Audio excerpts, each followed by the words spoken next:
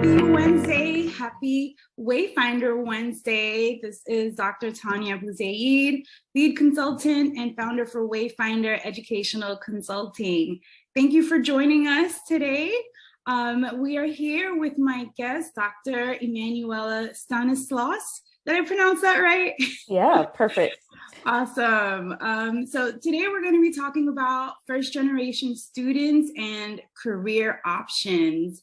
Emmanuella, thank you so much for joining today to have this really important discussion on first generation students and their career options.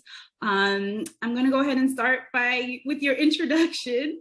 Everyone, Dr. Emmanuella is a multi-passionate higher education administrator. She is a scholar, entrepreneur who earned her doctorate in higher education administration. She founded her company, Dr. Emmanuella Consulting, where she serves as a diversity consultant to corporations striving to recruit and retain diverse talent, and doctorate coach, where she supports women of color, doctoral students, and she's also the host of the Writing on My Mind podcast. Additionally, she has published numerous manuscripts that focus specifically on the first generation college student experience. Emmanuella, you do it all. I'm so happy that you decided to join me in this conversation. Tanya, thank you so much for having me too, and the great introduction. I got tired all over again just hearing all of those things. We know we were both first gen students too, second generation American. So that first gen experience, no matter what level, like even if you've done undergrad or you've done your master's, like getting a PhD or getting a grad degree is a different ball game. And many times you're learning as you're going, like you don't know what's ahead. And that's part of the disadvantage that I'm trying to help, through my services, through the podcast that I have too. And so, the comments that I get is that it's very much needed because people are feeling isolated, they're feeling alone, or not getting the support that they need from their program. Absolutely. And so we identify as first generation students, right? Mm-hmm. Let's qualify that with, I'm first generation in the sense that both of my parents, and I think we share this, both of my parents immigrated from the country of Haiti. Yes, yeah. And you know what too, because that ended up being my dissertation topic, right? Studying the experiences of children of immigrants, which are technically second generation. So like the literature, kind of qualifies us as second generation, while our parents are first generation because they were the first ones to come to the country, if that makes sense. But I know and I guess you could think of that in terms of the first generation college experience too, right? Yeah. The first ones to go, which is what our parents were, the first ones to go to America. Yeah, wow. See, I didn't even realize that there's a differentiation between that, because I'm thinking, well, we're the first ones born here, but it's really the first ones to come here are considered first gen. So we are really second gen. So thank you for making that distinction. See, learning already, guys. No problem. That dissertation, the dissertation. I was like, oh, I've been saying it wrong all along. Right? See, look at that. So let's talk about first generation within the higher education context. Put your dissertation and all your knowledge on blast. Yeah, so first generation college students is something that a lot of institutions and even research is like focusing on more so because they have specific and unique experiences and challenges, right? Versus someone who is continuing their education from, their parents or grandparents and that sort of thing.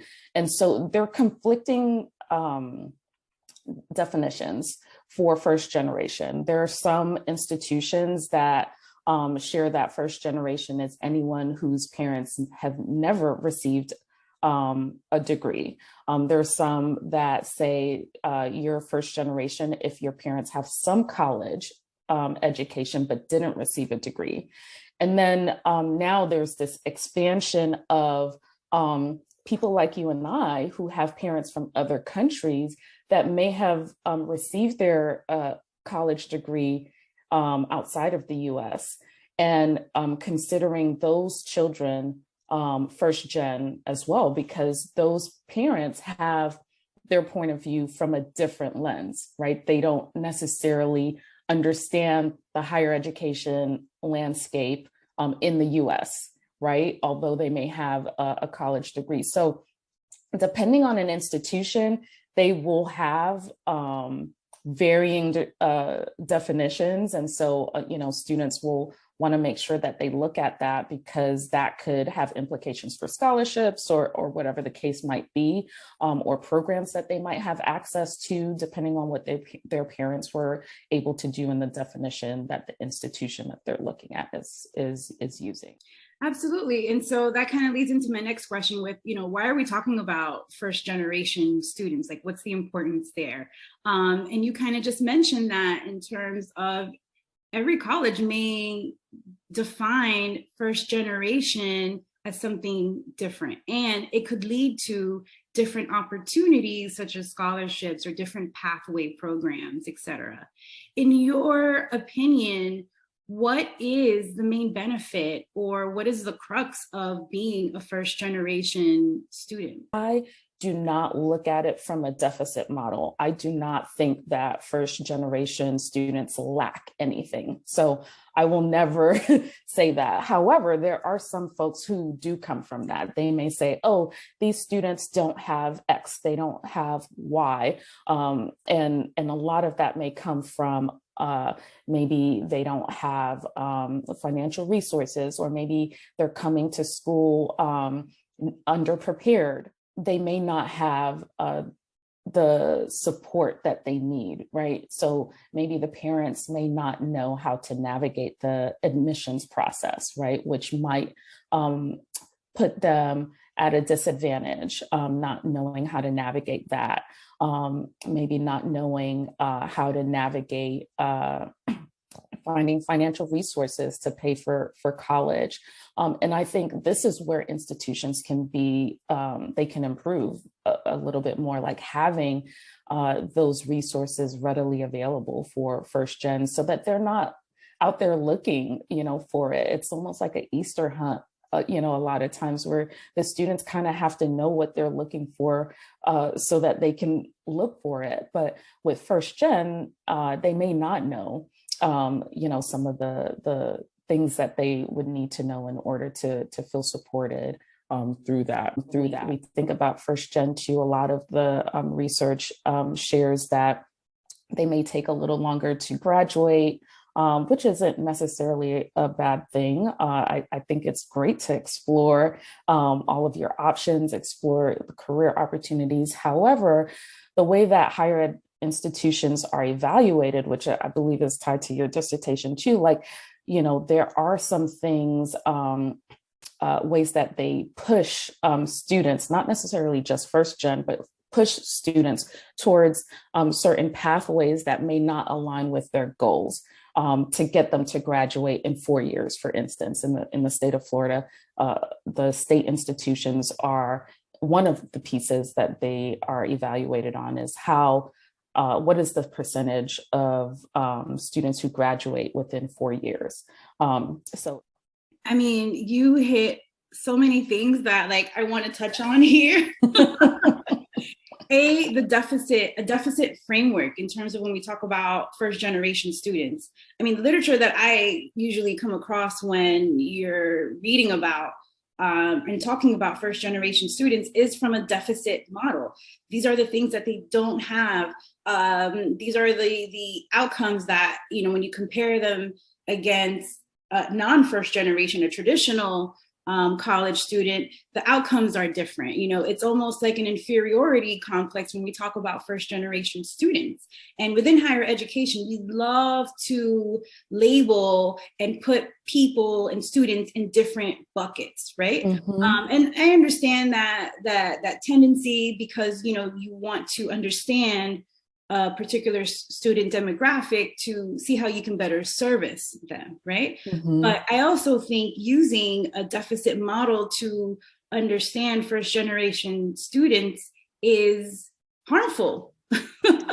Very Because much we so. think of them as like not having all of the social capital that a traditional second gen or regular college student would have. You know, graduation rates and outcomes, and particularly with state institutions. And, you know, I find that this whole concept of outcomes is also problematic, right?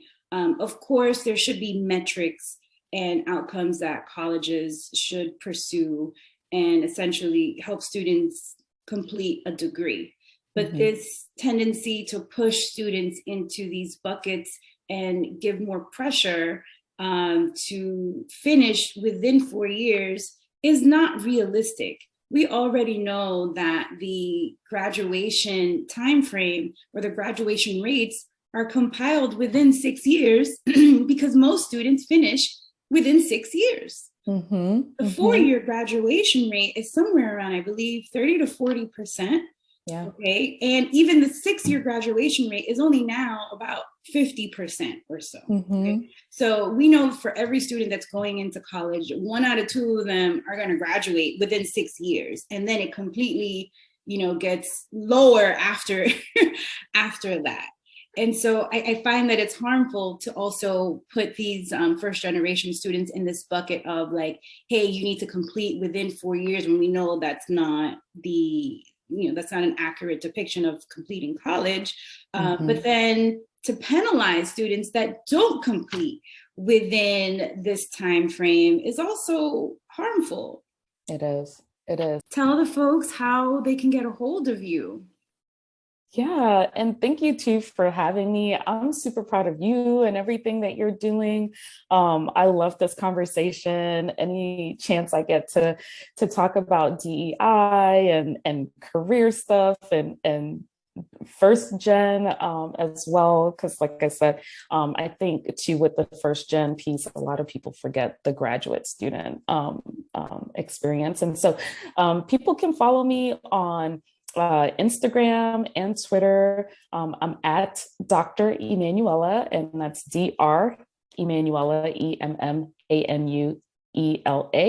And then I also am available through email at hello@dremmanuellaconsulting.com. And my website is also dremmanuellaconsulting.com. And that's doctor with just the DR. I'm the doctor with a DR dot. Oh, I like it. All right, Doc. Well, thank you again for joining us and having a wonderful conversation on this WayFinder Wednesday. Your helpful information, knowledge, and tips will definitely assist folks in navigating through the college student experience, which you and I love, and certainly want to help those who need it, right? And so, again, thank you. I look forward to having more conversations with you on all of these different topics. But thank you everyone for watching and learning. Any questions that you may have, feel free to contact me or Dr. Emmanuella, and we'll get back to you. But thank you again and have a great, wonderful afternoon. Hey guys, that was just part 1 of my conversation with Dr. Emmanuella. And so please stay tuned for parts 2, where we're going to talk about career options and career outlooks, especially for first generation students. Take care.